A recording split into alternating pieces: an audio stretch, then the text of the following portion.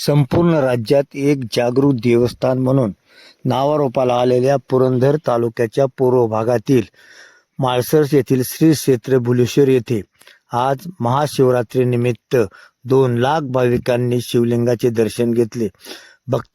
पहाटे 5 वाजता पुरंदर पंचायत समिती सदस्य माऊली यादव, माळसर्स गावच्या सरपंच आरती यादव यांच्या हस्ते महापूजा करण्यात आली.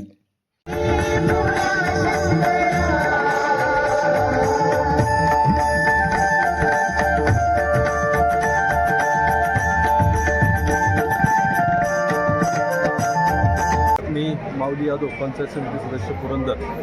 आज सकाळी महाशिवरात्रीनिमित्त पहाटे 5 वाजता देवाची महाआरती करून मंदिर भाविकांसाठी खुले करण्यात आले.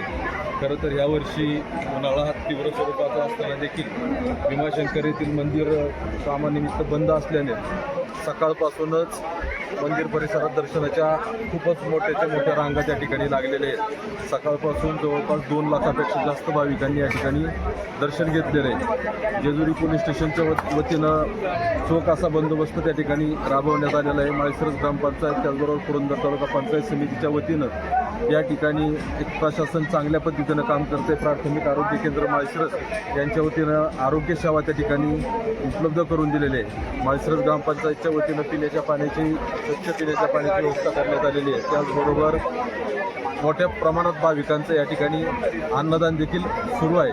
त्यामुळे एक अतिशय चांगल्या पद्धतीने खेळीमेळीच्या आणि शांततेच्या वातावरणात ही यात्रा पार पडत आहे. धन्यवाद.